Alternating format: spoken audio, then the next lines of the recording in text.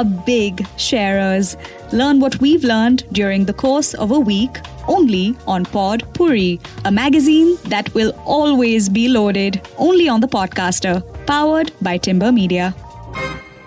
What is right? What is wrong? What is fair? What is unfair? Do any of us really know the answer to that? Well, it turns out helmets can teach you a thing or two. This is Pod Pourri, and I'm Ahalya. Now, Brian, Harish, and I caught up to discuss said helmet, discuss fairness and unfairness, sportsmanship, and the spirit of playing the game, and what all of that means. You already know which helmet I'm talking about, but the thing is, this situation has been evolving, and we've had a lot of thoughts about it. We started off in one place and reached another, so we decided that this episode of Pod Pourri is going to be a collection of all of those thoughts. I mean, it's only fair, right? And I think it goes with the spirit of Pod Pourri as well. So you're going to hear a mixture of opinions, a mixture of voices, and also go back and forth in time. So anytime you hear this, it means we're fast forwarding and jumping into the future where our thoughts changed. And if you hear this, we're jumping back in time to see where we started. Okay, so let's get into this Pod Pourri. You know what, this recent match between Sri Lanka and Bangladesh got me thinking basically about laws and how in most cases I would guess context would define whether you follow certain rules or not. Sri Lankan batsman Angelo Matthews was into bat, and according to the law, a batsman needs to be ready to face the next ball within 2 minutes of the previous batsman getting out, right? But there was a very strange incident, so to speak, that occurred. As he walked in, he, I think, didn't realize that his helmet was faulty. So once he reached the pitch and he wore the helmet, he realized that there was damage and he wanted a replacement helmet to be sent to him, and a player was bringing it. But there was a time, limit that was crossed. So the captain of Bangladesh, Al-Hasan, appealed to the umpire and asked for Angelo Matthews to be given out. Now, according to the rules, that's right. But even though Angelo Matthews appealed to Shakib, he didn't really change his mind. And at the end, turned out that Angelo Matthews became the first person to be dismissed this way. Actually, according to the initial laws, it is 3 minutes, but it was amended. I don't remember when. Now it is 2 minutes for both tests and one-day internationals. So I was thinking, is that against sportsmanship? I don't know. Personally, I would say yes, because I have seen the other side where in a marathon, a Kenyan runner was basically winning the race and a Spanish runner was coming second, but the Kenyan runner around 10 meters before the finish line assumed that he had crossed and he slowed down. Now you would think that the Spanish runner coming second, Fernandez, his name was, he would cross him and win the race, but he didn't. He actually stopped and signaled to him that there's still some distance left for him to win, and he let the Kenyan win the race. And when he was spoken to later, he said that I knew that I would not catch up with him, so it would not be fair if I crossed him and won the race. So he deserved to win the race. So he was appreciated for his sportsmanship. In my view, that's what works. What happened between Sri Lanka and Bangladesh somehow doesn't settle well with me, at least. I don't know. What do you say? Also, Bangladesh won the match. Yes, but see, that's secondary. Now, winning and losing obviously is part of every match. But within the game, there are small battles, so to speak, right? I always say, I don't mind if India loses a cricket match. Really? I don't mind. If they fight, if they play well and the other team has played better, well, they deserve to win, right? So, as an example, in one of the World Cups, Pakistan bowled extremely well against India and they won the match.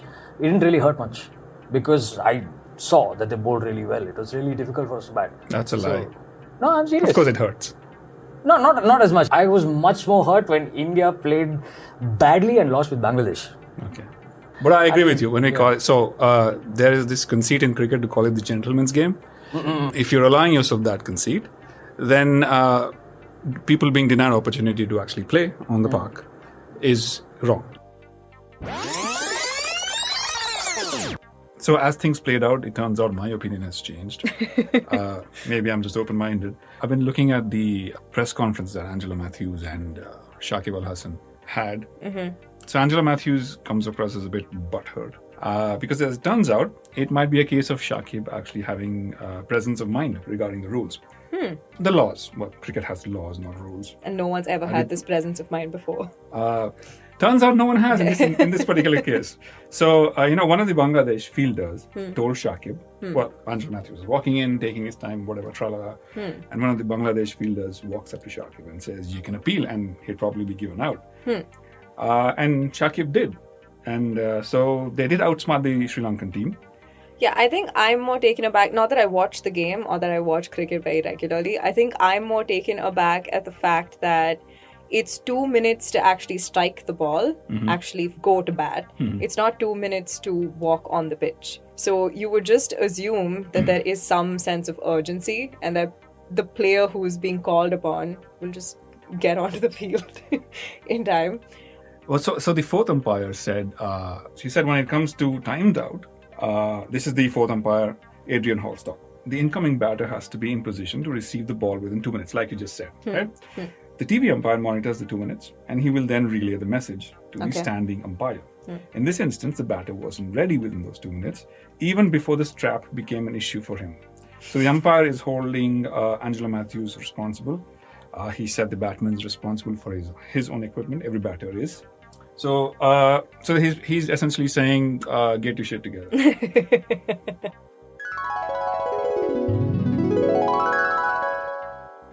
I don't know. It's a very difficult thing. Like, for example, the last match between Australia and who was it? I forgot the team. Australia and Afghanistan. Yeah. Afghanistan made a very good score, 290. And the last I saw, Australia were like 5-6 wickets down. They were like 120. And they won the match from there. Yeah. Right? Yes, Maxwell got 1 or 2 chances. 4 actually. Yeah. But they still won the match. So it's not impossible for a team to win a match. I don't think you need to do things like this. But that is also the thing about sport is that is the fun of it. We don't really know what was going on in his head, right? Sometimes you make decisions and you regret those decisions later. Does he? I don't know. I really don't know. Wait, I want to get into that. What is it about Al-Hasan's temperament that is being pulled into question? Because Harish, who loves playing devil's advocate all the time, was talking about Shakib Al-Hasan's defense. Defense. Okay. But yeah, what was the defense, like the popular defense? Well, if the law is permitted, why not? But I think one thing that should be considered here is, strange that I have to say it, common sense. You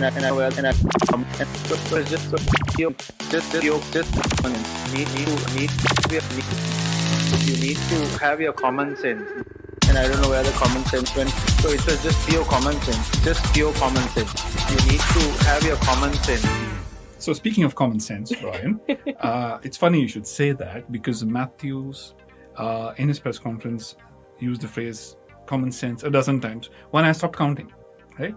So he said it a lot, common sense. Well, Matthews, where was your common sense when you had to get in there in 2 minutes and start batting? Because the law says, mind you, not rules, the law says, as the fourth umpire pointed out, facing the next ball within 2 minutes. So get your equipment in shape.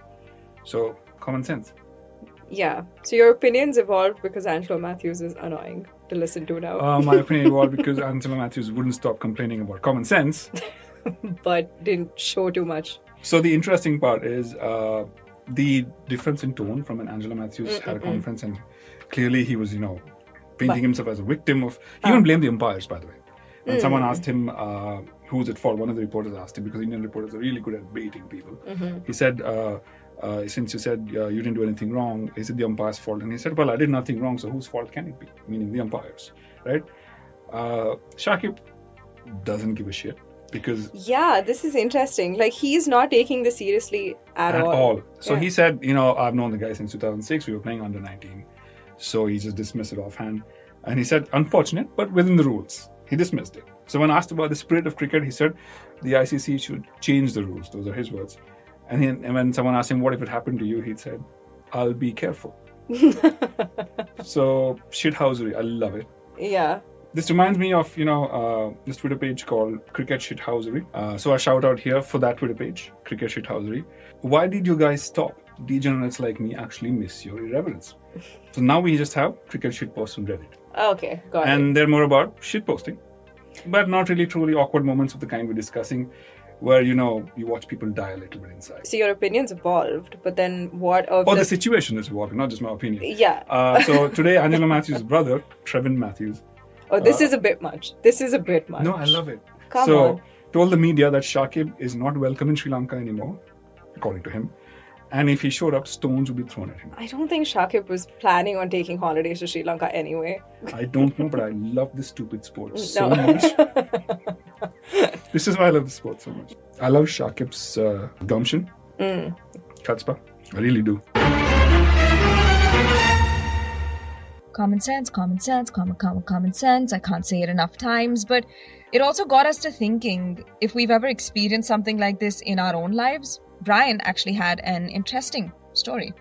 Well, I have been part of many competitions, both in sports and creative art, stage performances and stuff.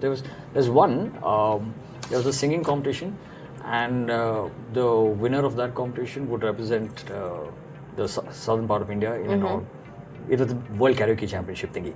So I won that, but I was wondering whether I really deserved to win, because one of the guys who sang there did an incredible job with a song by Ed Sheeran. Now, I did actually go to the judge and we just had a casual conversation and asked him what were the criteria that you guys followed. And he said, I picked you because your song was far more difficult. Technically, that made sense. But I think that on that evening, performance-wise, that guy was the best. So, while he made sense about why he chose me, it was a personal thing. So, point I'm making is, the world can look at you as a winner, but can you lie to yourself? If you mean you know when you're being fair or not fair? Yeah, you know it. It's inside. You know whether someone. Yeah, I mean that's why I brought up the fact that Bangladesh won. Like, I don't know if fans of the team will be that satisfied with the win given what happened. It's kind of similar to when, do you remember that Serena Williams match in Paris? I think they were playing the French Open. Okay, so it turns out I got literally every detail about that incident wrong except for the players that were involved in it. My point is that rules exist, laws exist in games, but, to be on the receiving end of those laws or rules being enforced is an interesting thing in sport. And this is what I actually had to say. But I think there is something to be said about how players, it goes with that whole thing of sportsmanship, right? Of how players present themselves on a field says a lot about the way they approach the game, what they think of the sport. Like, I get reminded of a lot of incidents. There was that whole Serena Williams thing, who I have great respect for her as a player. She's one of the greatest. As a champion of the sport, yes. Yeah. But she could have her moments. Yeah. She can definitely have her moments. But I think that was her point with 2018 when she and Naomi Osaka went up against each other. It was like the Pete Sampras Federer.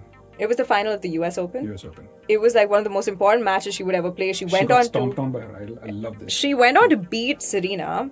Okay. But the problem is that during that match, Serena had a major issue with the umpire who gave her one violation because he claimed that her coach gave her a signal from the spectator's box. Okay. It's Serena. Guidance he shouldn't be giving. Guidance he shouldn't be giving. It's Serena Williams. I don't think she's ever taken anyone's advice while she's on court. But he cut a game. That's the violation. And she lost it. She was like, I've never cheated in my life. I would rather lose than cheat and win. I don't cheat to win. I have a daughter and I stand up for what is right. This is right after she had given birth and was, So the thing is, in that moment, right, it was a very tense situation because she ended up getting 3 violations in that match because she also called the umpire a thief and then he was like verbal abuse, 1 more violation and just kept slapping her with them. She got so mad, and Serena is like a very aggressive player. It's what makes her so fun to watch on court, but she also like broke her racket and stuff. And then she started shouting at him about sexism and like, if I was a man, you would have never done this. You owe me an apology on the court while the game is still going on. And Osaka was just standing there like, I'm about to beat you. Should I beat you? And it was really sad because at the end of the game, eventually all of the headlines were about Serena and So she stole about her the thunder, outburst. yeah. And even on stage, because the audience was booing the umpire, but that was Osaka's match. Like she won that match. So every news piece that you see about it is like, yes, Serena this and umpire and sexism and tennis and all of this stuff. And then, but we mustn't gloss over the fact that Naomi Osaka Won a Grand Slam. Yeah, won a Grand Slam. So I think there's a lot to be said also about the way that Some player. entitlement issues with certain players. Yeah, I mean, you both did bring up. I mean, Brian is saying, I don't know what's going on in Al-Hasan's head. But you're We do saying, know what's going on in Shakib Al-Hasan's head. okay, but you also said that he is a bit temperamental, which adds to the spice or whatever. So Shakib He kicked some Al-Hasan stumps and all. has a history of confronting a situation which he doesn't agree with. Yeah. He once kicked a bunch of stumps over Did that because he hurt? didn't like what was happening. So he's given to this, but this time he was actually in pretty good humor. Those instances he wasn't. Right. This time he was like, if you see the press conference, you'll be like, he doesn't know what the fuss is about. Like, I saw an opening and I took it. Yeah, I think that's honestly the strongest defense that's come out of all of this is if you don't like a rule, ask the people who made them to change them. Yeah. Don't ask me to change. Yeah. Also, I did say Bangladesh won, but the next match that So Angelo the next Matthews... match, good point actually. So, so as of this recording, like we can say today, Yeah. Sri Lanka are playing New Zealand, and Angelo Matthews had his helmet strapped on, I would imagine, scored 16. I don't think he's ever... Do you think he just wakes up at night now? I'm pretty sure he checked his helmet today, and scored 16 of 27. And got out. And got out. And Shakib was not seen near the ground, so I would assume. Yeah, it has nothing to do with Al-Hasan energy. Nope. So you see, our opinions really evolved and it's been a whirlwind, honestly. And I think Angelo Matthews' helmet belongs in some kind of glass case because that helmet has done the most this World Cup. And while you've heard our opinions evolve, the final verdict, I think, is it does leave a weird taste in the mouth. Some people like the funky taste and some people don't. So this is our final verdict. And also Brian's punchline, which was too good of an end to this podcast. I think people who are genuine and want to improve, want to get better, and are sportsmen in general, whether it be it in art or whatever, I think they would accept it because it's all about getting better. And if you win like this, when do you improve? Wasn't there another situation in cricket only? I'm forgetting the name of the rule, but it was Ashwin from India. Mankad. Yeah. Mankading, yeah. Isn't that also a... No, it's not the same actually. So what happens I see the spirit... This is a very difficult topic. Actually, it boils down to one thing, advantage. So the Mankad thing, I wouldn't do it myself, but why Ashwin did it is when the batsman, you've got to run 22 yards, he's trying to gain some kind of advantage. In Angelo Matthews' case, he wasn't. There was no advantage. There wasn't. Okay. That is not the same case. Yeah, that's for sure. And that's not a record you want to have against your name, to be the first batsman to be adjudged out without facing a ball. Yeah, I think that's a funny little thing. Nah, not at the international level. I don't think I'd like to. Brian's That like, against if one. that was me, I would be very embarrassed. Quick cricket. I'll be back in 2 minutes. We are big sharers. Learn what we've learned during the course of a week only on Pod Pourri, a magazine that will always be loaded only on the Podcaster, powered by Timber Media.